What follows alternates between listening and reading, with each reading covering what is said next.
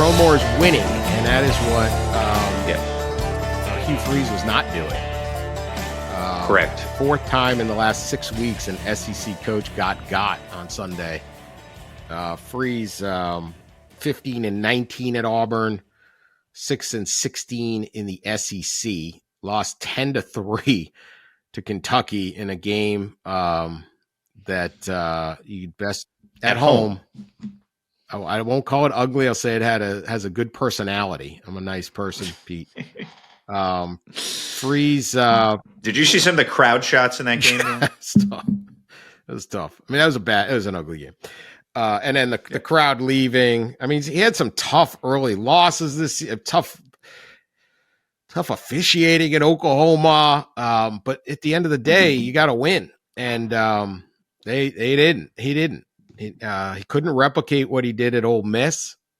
He could not get a quarterback. Could not get good quarterback play. Not what I thought would do Hugh Freeze. Criticized for golfing too much. He can golf now. Remember Lane Kiffin said he was getting his sign stolen? Oh, what? Hugh Freeze was?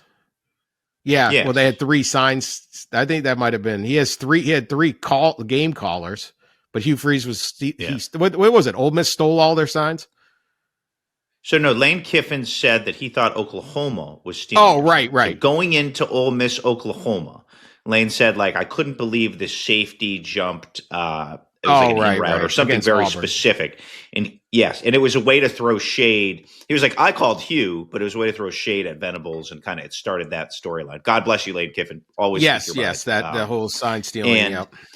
Yes, but it did speak a little bit to the notion that you would hear on the SEC this year, Dan, that the Auburn offense, which under Bo Wallace at Ole Miss was innovative and, just devastating, had kind of not evolved and it gotten a little bit stale. And they, teams were dialed in on Auburn this year, and they just didn't, they just weren't able to do. They just weren't able to get anything going in 3 years there. Yeah, nothing on offense. So he looked exhausted on Saturday night.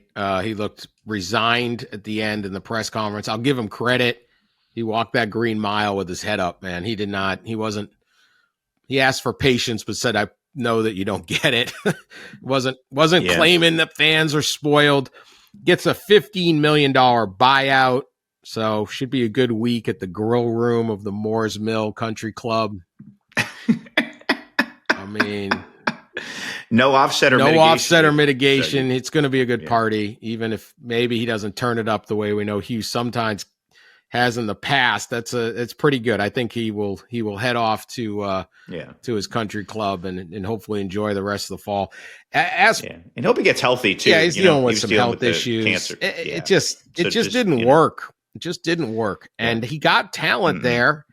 And that's what I'm interested in. Yeah, that's a good looking roster. It's a little like Florida under Napier, when the teams who played him were like, no, they've got real guys. Keldrick Falk, the D end, will be a high pick. Cam Coleman's one of the most eye popping receivers in the country. I mean, they've got good players, but they never really found a quarterback. I mean, he made the switch to Ashton Daniels, and that didn't seem to be much of an improvement. No. So this is the intriguing part of the Auburn job. People will say, look, it's not Florida. It's for ranking jobs. It's not Penn State. It's not Florida. It's not LSU, even with the crazy governor who's running the show. But it's a heck of you can get great players there. They've won national championships. The fans are. You've been to a game there, Dan. It's fantastic.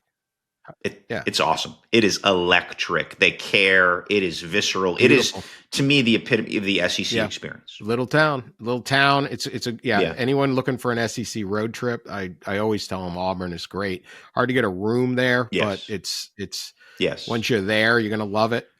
There's no reason. So I know it's not Florida. I know it's not LSU, but can they get John Summerall, Alabama native, one down at Troy? Is he their number one guy? Seems to be the obvious pick, or do they get somewhere else? I still think they should get a very, very good coach there. Yeah. Places tend to hire opposites, Dan, right? So you start with Summerall because you mentioned him. He will bring. Well, he's defense, right? Not offense. He'd bring energy, connection, and I think that place needs a bit of the program and the fan base needs a little bit of a lightning bolt. And Summerall has that kind of that magnetic personality. I would think Ryan Silverfield, obviously at Memphis, has the best resume of any coach in the group of five. Has really done what you need to do in modern college football, which is just figure out how to build a roster every year through significant turnover. He's won really consistently.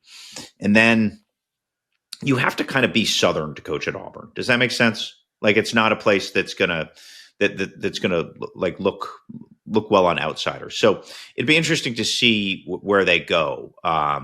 Golish and Chesney are both obviously very good names. Chesney's name's picked up a lot of steam at James Madison in recent weeks.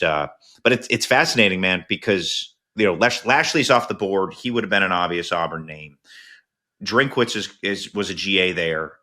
He's going to be right at the forefront of that conversation with John. So, or really ahead of John, because he's obviously an established SEC coach. So it's a fascinating game of chicken right now. You got Arkansas, you have Florida, you have Auburn, and obviously you have LSU, as we learned to our delight last week. So, and there aren't enough great established head coaches to fill these jobs. So does John Cohen, they'd either go bold and go hire an assistant, you go hire Glenn Schumann from Georgia, or Will Stein from Oregon, or Brian Hartline from Ohio State, one of these guys on the that's on the board right now. Colin Klein at A&M, for example. Those are kind of part of the crop. I'm sure leaving a few out that are that would be in that conversation. But someone in many schools, Dan, I think at this point aren't going to get they're going to go to the press conference a little bit this probably isn't where we thought we'd end up, but we're going to sell it. Yeah. And it's funny because if you think there's 3 head coaches that have won active head coaches right now that have won a national championship. Yeah. Ryan Day, Dabo Swinney, and Kirby Smart. None of them were head coaches until they got the job they're in and won the national title at.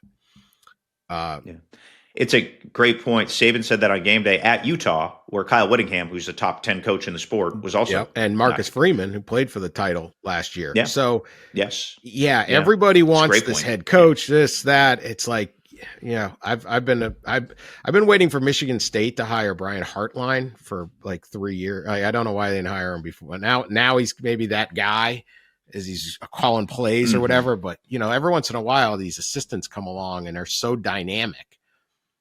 Ohio State is a great place to recruit to, but all of a sudden you get all the good wide receivers and you have a wide receiver, kind of your eyes pop up. You say, well, what about this? But, you sit there, well, we got to have a guy with some head coaching experience. I don't know that you do, and especially if you're willing, the way Notre Dame kind of was all right, Marcus Freeman had a couple coaching wobbles early or whatever, but it's there.